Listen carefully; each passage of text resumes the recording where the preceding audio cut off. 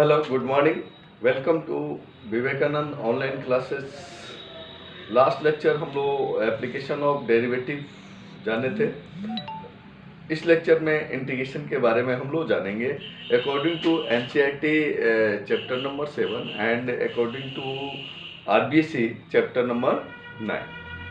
तो आइए अपन देखते हैं इंटीग्रेशन, जिसको हिंदी में समाकलन कहते हैं।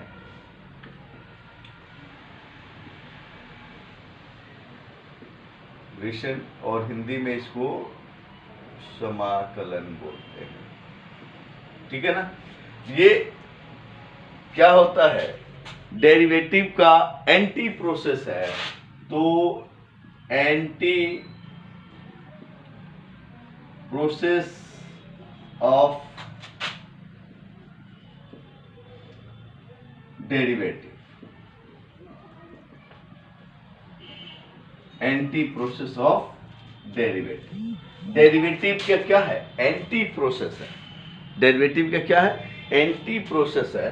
तो एंटी प्रोसेस ऑफ डेरिवेटिव, यहां आप देखेंगे कि ये जो समाकलन है, समाकलन दो टाइप के होते हैं। Anti process of differentiation derivative, या डिफरेंशिएशन भी कह सकते हो, यानी कि अवकलन का क्या है, उल्टी प्रक्रिया है। इसको क्या कहते हैं, अवकलन की उल्टी प्रक्रिया को समाकलन कहते हैं। अवकलन की उल्टी प्रक्रिया को क्या कहते हैं, समाकलन कहते हैं। समाकलन ये दो तरह के होते हैं, एक तो अनिश्चित समाकलन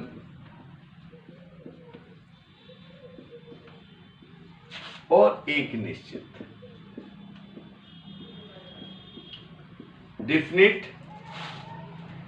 इंडेफिनिट। इंडेफिनिट और ये आपको डेफिनिट है।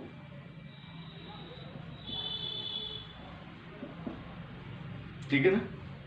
तो डेफिनिट इंटीग्रल और इनडेफिनिट इंटीग्रल में क्या है,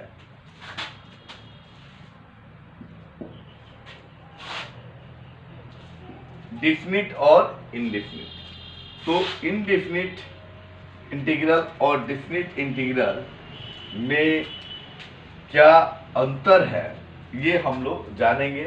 लेकिन ये दोनों जो है एंटी प्रोसेस ऑफ डेरिवेटिव है, यानी कि अवकलन की उल्टी प्रक्रिया को समाकलन कहते हैं। जैसे कि आप यहाँ पे देख ले, जैसे कोई फंक्शन है dy बाई dx है और f ऑफ x है, और इसका हमने क्या किया, अवकलन किया, तो ये प्राप्त हो गया। और ऐसे ही एक इंटीग्रेशन का जो सिंबल है, इसको यानी कि ये x के, यानी यहाँ dy बाई dx का मतलब होता है कि ये आपको x के रिस्पेक्ट में अवकलन है, और यहाँ पे जब f ऑफ x dx जब करेंगे तो ये f of x plus c हो जाएगा, ठीक है ना। तो ये तो इसको बोलते हैं ग्रांड, इंटीग्रांड, और ये इंटीग्रल है ग्रल, और ये इंटीग्रल कांस्टेंट है।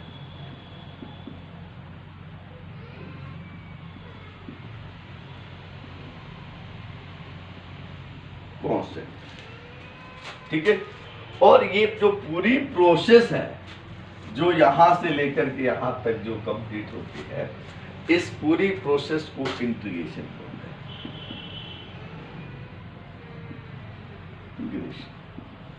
ये समाकलन है। ये पूरी प्रोसेस को हम लोग क्या बोलते हैं, समाकलन बोलते हैं। तो चलिए, अब ये जो चीजें जो हम बता रहे हैं आपको, f of x dx, f of x plus c, जो आपको क्या है, एक निश्चित समाकलन, यानी कि ये जब c कांस्टेंट, यानी कि इंटीग्रल कांस्टेंट जब हम लोग ऐड कर देते हैं, तो उस कंडीशन में हमें क्या कहलाता है, ये जो चीजें है ये हमें अनिश्चित समाकलन यानी कि इनडेफिनिट इंटीग्रल कहलाता है। ये क्या कहलाता है? इनडेफिनिट इंटीग्रल कहलाता है।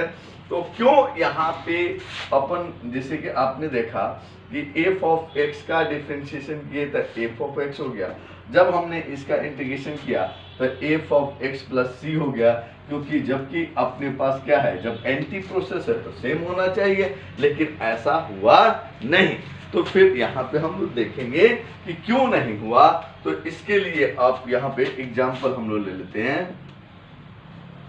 एग्जाम्पल जैसा कि आप ये देखें, F of x equal x square plus 3, जब इसका डिफरेंशिएट हम लोग करेंगे एफ डैश एक्स, तो हम लोग अच्छी तरह से जानते हैं कि इसका डिफरेंशिएशन 2x होगा। और फिर एफ ऑफ एक्स एक दूसरा फंक्शन ले लेते हैं x square plus 4 implies F dash x equal में क्या हो गया 2x। अब देखिए इसका हम इंटीग्रेशन करेंगे, क्या करेंगे? इंटीग्रेट करेंगे। तो इंटीग्रेट करने के बाद हमारे पास यानी कि इंटीग्रेशन का ये सिंबल हो गया 2x, तो आप देखेंगे 2x square by 2x square by 2 ये कैंसिल हो गया। अब अपने पास क्या हो गया एक्स स्क्वायर, और यहाँ क्या है अपन 2x है और ये भी 2x है, तो यहाँ तो हमें दिख रहा है कि इसका डिफरेंशिएशन क्या है 2x है, तो यहाँ पे 3 था, क्योंकि आप जानते हैं कि कांस्टेंट का डिफरेंशिएशन क्या होता है, कांस्टेंट का डिफरेंशिएशन हमेशा क्या हो जाता है 0 हो जाता है। कांस्टेंट का डिफरेंशिएशन क्या होता है हमेशा 0 हो जाता है। तो उस कंडीशन पे हमें क्या करना होगा, क्योंकि 3 का भी 0 हो गया और 4 का भी 0 हो गया, तो जब हम उल्टा चलेंगे तो हमें कोई ड्रीम तो है नहीं, यानी सपना तो हमें आता नहीं है कि पहले 3 था या 4 था। इसलिए हमें क्या करना होता है, एक कॉमन आर्बिट्री कांस्टेंट यानी कि एक ऐसे आर्बिट्री कांस्टेंट लगा करके उस सारे कांस्टेंट की जो कमी होती है उसको हम लोग पूरा कर लेते हैं। इसलिए हमेशा भी अनिश्चित समाकलन में यानी कि इनडेफिनिट इंटीग्रल में हमेशा सी का प्रयोग किया जाता है।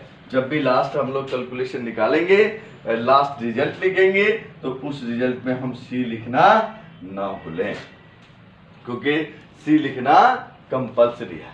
वहां पे सी लिखना क्या है कंपलसरी है।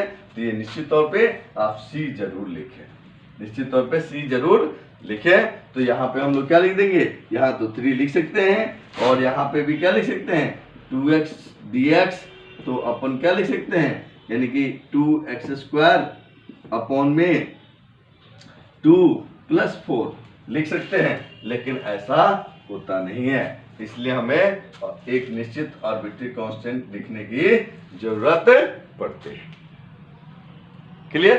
तो चलिए अब आप देखें कि आप pause the video right now, यानी कि इसको आप पॉज कर ले और पॉज करके इसको नोट कर लें। तो ये आपको अनिश्चित समाकलन के बारे में अभी हम लोग पढ़ेंगे और डिफरेंट इंटीग्रल जो है बाद में पढ़ेंगे। तो पहले हम लोग निश्चित समाकलन के बारे में जान लेते हैं।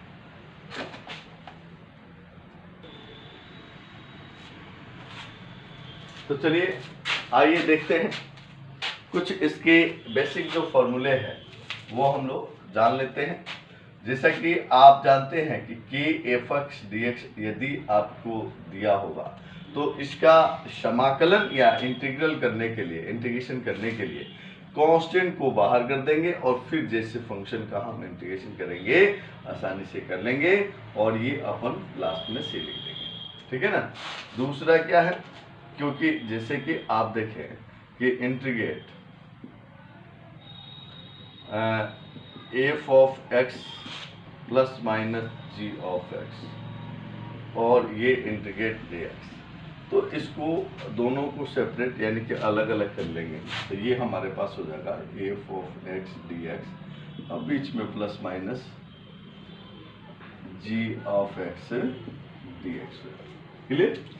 तीसरा आप देख लें, जैसे कि आप जानते हैं कि यहाँ पे कोई कांस्टेंट जैसे कि k हो गया, एफ ऑफ एक्स हो गया प्लस माइनस और k1 k2 कर दो जी ऑफ x हो गया, और इसका करना होगा तो सेम हो जाएगा, कोई फर्क नहीं पड़ेगा। यहाँ के को बाहर कर लेंगे, F of x D x, ये प्लस माइनस, और k2 k1 k2, और ये हो गया जी ऑफ एक्स डी एक्स। ठीक है, तो कोई शक, कोई डाउट इसमें, कोई ये नहीं, पहुँच करके वीडियो को नोट कर लेंगे और इसको समझ। चलिए ठीक, हम लोग फिर देखते हैं सम इम्पोर्टेंट फॉर्मूला।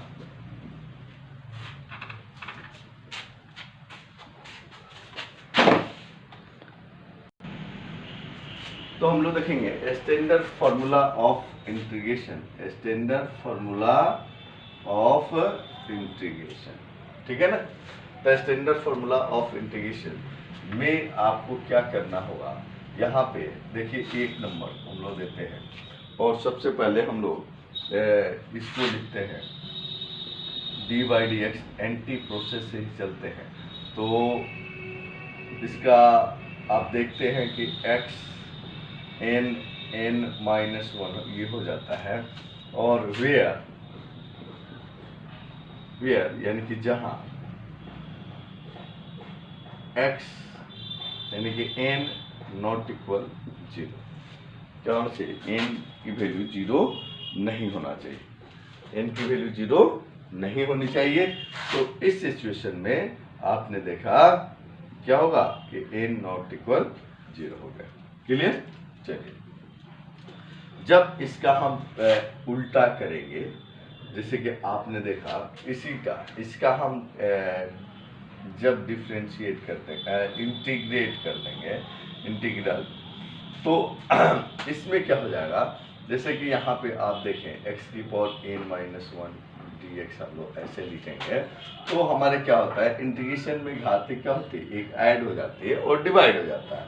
तो आपने देखा कि n x की power n minus 1 plus 1 upon में n minus 1 plus 1 plus c, तो क्या हुआ, ये आपने देखा कि n x की पावर कितना हो गया, n अपॉन n कट गया, और प्लस के c x की पावर n प्लस c। अभी आपको हमने कहा कि इंटीग्रल करने के बाद, यानी इंटीग्रेशन करने के बाद हमें ये क्या, इंटीग्रल कांस्टेंट लिखना कंपलसरी है। इंटीग्रल कांस्टेंट लिखना क्या है, कंपलसरी है। तो हम यहाँ पे लिखेंगे। ठीक है, तो चलिए ये हो गया। लेकिन इसी का हमें ऐसा करना होगा आपको, यानी कि इस x की पावर n dx का क्या करना होगा, इंटीग्रेट करना होगा। तो x की पावर n प्लस 1 अपॉन क्या हो जाएगा, n प्लस 1 प्लस c। अब देखिए n की वैल्यू जो है माइनस 1 नहीं होगी। यहाँ पे आप देखेंगे where n not equal minus 1, क्योंकि माइनस 1 होते ही ये इसकी घात क्या होती है, नीचे आ जाती है। यानी कि यहाँ पे आप देखेंगे, यहाँ पे x की पावर कितनी हो जाएगी, माइनस 1 dx। तो क्या होगा, x dx होगा, तो इसका log x होता है, क्या होता है, log x प्लस c होता है, modulus log x plus c होता है। क्यों होता है, क्योंकि आप ये जानते हैं, क्योंकि इसमें इसका डिफ्रेंशिएशन अब हम लोग इसका करेंगे, 1 अपॉन एक्स का डिफ्रेंशिएशन log x होता है, सॉरी 1 अपॉन एक्स, यानी कि इसका x का, यानी कि log x का dy dx, log x का डिफ्रेंशिएशन 1 बाई एक्स होता है। log x का डिफ्रेंशिएशन कितना होता है, 1 बाई एक्स होता है। इसलिए अपने क्या होगा कि 1 बाई एक्स का उल्टा क्या होगा, log x होगा, क्योंकि anti process of derivative that's called integration. तो इंटीग्रेशन वही होता है जो कि अवकलन का क्या होता है, उल्टी प्रक्रिया होती है। समाकलन वही होता है जो अवकलन की उल्टी प्रक्रिया होती है। तो इसलिए हम उल्टी प्रक्रिया में इस प्रकार से इसको क्या करेंगे, लिखेंगे। तो चलिए ये हमारा क्या हुआ, कंप्लीट हो गया। चलिए ठीक है, तो चलिए ये आपको ऐसा लिखना होगा। कैसे लिखना होगा? ऐसे लिखना होगा। ठीक है ना। दूसरा नंबर हम लोग देख लेते हैं, D by D x. D by D x second में क्या होगा? सी। सी का क्या होता है?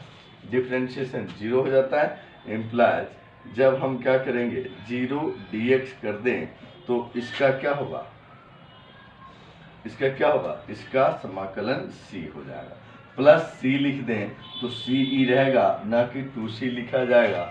इसलिए हम लोग एक ही सी से काम चला लेते हैं। ठीक है। तीसरा देखिए, D by D x. D by D x में आपको वही है, लॉग मॉडुलस एक्स 1/x होता है। इसके क्या होता है? 1/x होता है। कैसे होता है? यहाँ पे देखिए, जैसे कि मॉडुलस x का मतलब होता है कि प्लस माइनस एक्स, माइनस होगा और प्लस होगा। ये देखिए दोनों, मॉडुलस का मतलब यही होता है। तो जब इसका हम डिफ्रेंशिएशन करेंगे तो देखिए लॉग x यानी कि प्लस का जब हम लेते हैं तो 1/x हो जाएगा डेरिवेटिव में, और जब इसको माइनस में रखेंगे तो भी 1/x ही होगा। यानी कि लॉग माइनस के x जब हम कर देंगे तो इस कंडीशन में भी 1/-x होगा, और माइनस x का जब करेंगे तो -1 हो जाएगा, 1/x होगा। इसलिए इसमें हम लोग कहते हैं कि D by D x log modulus x का डिफरेंशिएशन जो होगा 1/x होगा। क्या होगा? 1/x होगा।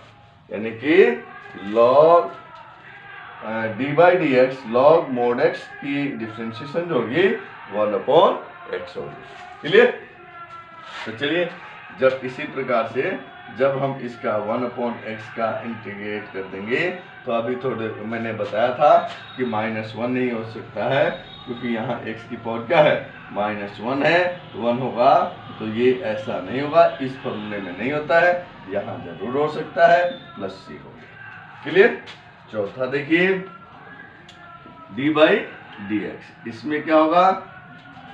ये आपको एक्सपोनेंशियल फंक्शन है।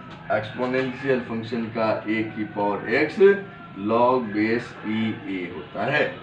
जब इसका हम करेंगे तो ये अगर इसका करें तो हो जाएगा, लेकिन ये आ जाएगा। लेकिन हमें इस फंक्शन का यदि समाकलन करना हो तो ऐसा करना होगा, a की power x log base e a plus c हो जाएगा। क्लियर? पांचवा देख लीजिए। पांचवा फॉर्मूला क्या है?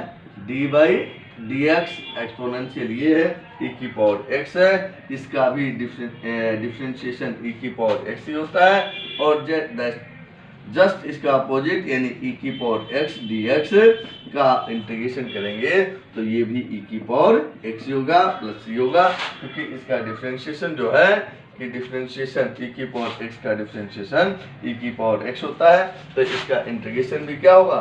e की पावर x प्लस c होगा। क्लियर? तो pause the video right now.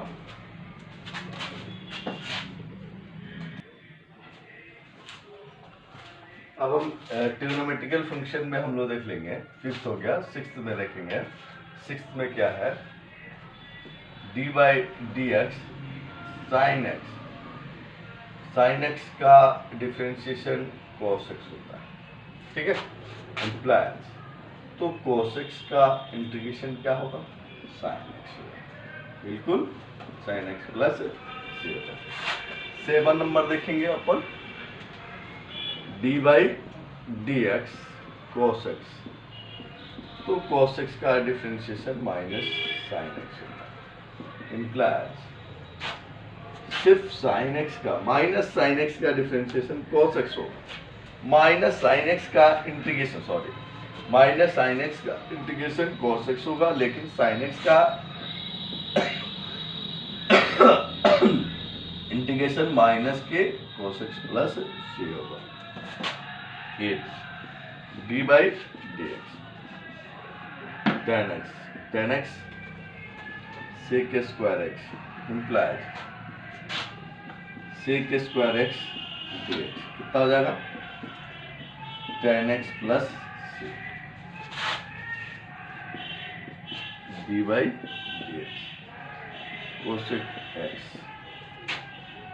cot x, cot x कर लेते हैं, cot x का कितना माइनस के cosec square x implies cosec square x dx minus cot x plus से 10वां देखिए dy dx 10 नंबर, तो यहाँ हम क्या कर लेंगे sec x into tan x into tan x, तो ये आपको sec x into tan x dx कितना हो गया। ये आपका एंटी प्रोसेस में जब हम लोग जाएंगे तो आपने देखा sec x tan x है, तो इसका जो इंटीग्रेशन होगा sec x हो जाएगा, ये sec x प्लस c हो जाएगा। क्लियर। चलिए 11 नंबर हम लोग देख लेंगे dy dx cosec x, तो कितना हो जाएगा माइनस के cosec x cot x। जब इसका इंटीग्रेशन हम लोग करेंगे, जब माइनस लगा देंगे तो यही हो जाएगा cosec x हो जाएगा, लेकिन विदाउट माइनस लगाएंगे तो यहाँ पे माइनस हो जाएगा। ये हमारे पास cosec x into cot x dx equal minus की cosec x प्लस c होगा, ठीक है ना। तो ये हमारा क्लियर है। चलिए, तो आपने ये देखा होगा एक चीज पहले से मेरा मतलब कि डिफरेंशिएशन में मैंने ये बातें बताए हुए हैं, लेकिन फिर भी एक बार मैं दोबारा रिपीट कर देता हूं कि देखिए जो भी ट्रिगोनोमेट्रिकल फंक्शन है और जो c से शुरू होते हैं उनका जो अवकलन होगा यानी डिफरेंशिएशन होगा वो निगेटिव होता है। जैसे कि cos c से शुरू है इसका है, देखिए cot c से शुरू है इसका माइनस में है, cosec c से शुरू है इसका माइनस में है। तो याद रखने के लिए थोड़ा सा आप ध्यान रखें दिमाग में कि जो ट्रिगोनोमेट्रिकल फंक्शन c से स्टार्ट होगा उसका डिफरेंशिएशन क्या होगा, माइनस होगा। क्लियर। चलिए इसको इस वीडियो को पॉज करें और साथ में इसको नोट करें।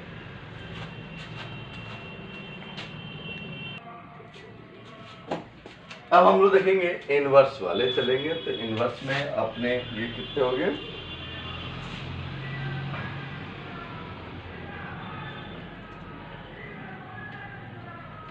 पांच 12 नंबर देख लेंगे D by D x sine inverse x बराबर 1/√1 माइनस एक्स।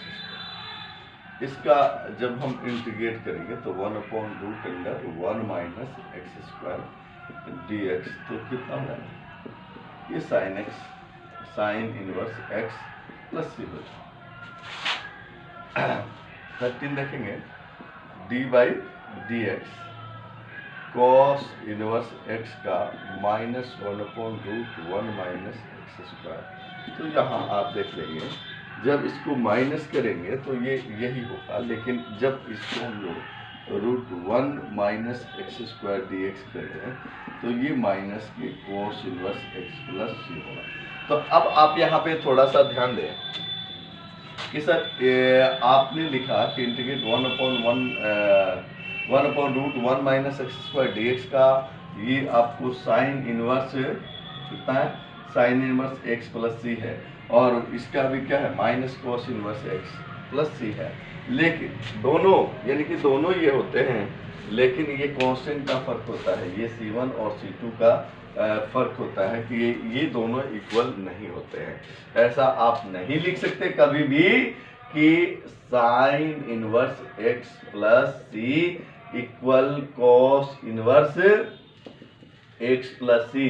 ये कदापि नहीं होगा, ये कभी नहीं हो सकता, ऐसा ये कभी नहीं हो सकता, क्योंकि साइन इनवर्स एक्स प्लस सी cos inverse x plus c ये C1 है, तो ये क्या है C2 है, ये आर्बिट्री कांस्टेंट इसका क्या है डिफरेंट है। इसलिए समीकरण 1 और 2 से यहाँ पे आप मैथमेटिकल फॉर्म में यानी कि इस सिस्टम से यानी कि जो दिख रहा है जो दिखता है वो है नहीं, जो दिखता है वो है नहीं, ये इक्वल नहीं है। लेकिन जैसे किसी क्वेश्चन में हमें नीड होती है अकॉर्डिंग टू क्वेश्चन, तो हम इसके जगह पे ये भी सब्स्टिट्यूट में ले सकते हैं, ठीक है ना। इसको भी हम वहां यूज में ले सकते हैं यदि ऐसा दिया गया हो, तो जरूरत हो तो, यदि हमें रिक्वायरमेंट है उस क्वेश्चन के अंदर इसकी, तो हम ये भी लिख सकते हैं, ठीक है ना। नहीं तो हमेशा हम साइन इनवर्स एक्स का ही प्रयोग करें। क्लियर। चलिए 14 में देखेंगे D by D x tan inverse x 1/1 plus x square implies 1/1 plus x square D x tan inverse x plus c होगा। हो गया। अब देखो 15 में डी बाई डी एक्स ये हो गए cot inverse x minus 1/1 plus x square implies, minus लगाते हो तो कॉट इनवर्स होगा, माइनस नहीं लगाते हैं तो हमारे पास ये 1 plus x square D x minus के कॉट इनवर्स एक्स प्लस सी हम लिख सकते हैं। क्लियर। 16 नंबर देखो डी बाई डी एक्स, ये आपको सेक इनवर्स एक्स है 1/x root x square minus 1, ठीक है। अब देखिए इम्प्लाइज इसका हम जब करेंगे तो x into x square minus 1 D x हमारे पास हो जाएगा ये sec inverse x plus c हो जाएगा। ये 17 नंबर देखेंगे D by D x cosec inverse x तो माइनस के 1/x root x square minus के 1 इम्प्लाइज सेम, यदि माइनस करेंगे वही सेम कंडीशन हो जाएगी 1/x root x square minus 1 D x minus के cosec inverse x plus C. Clear. ये हो गए आपके, यानी कि ये 17 12 13 14 15 16 17 sine tan cot sine cos tan ये 6 हो, ठीक है। तो ये आपको एक बेसिक फार्मूला हुआ, और इस बेसिक फार्मूले के अकॉर्डिंग हम लोग क्या करेंगे,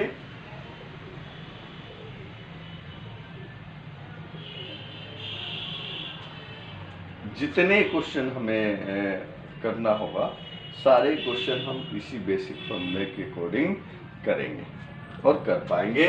तो इसलिए आप इसको ध्यान से याद करेंगे कंप्लीट, और इस लेक्चर में इतना ही। आगे हम लोग यानी कि नेक्स्ट यानी क्वेश्चन पे डिस्कस करेंगे। तो आज के लिए इतना ही। थैंक्स। जय हिंद, जय भारत।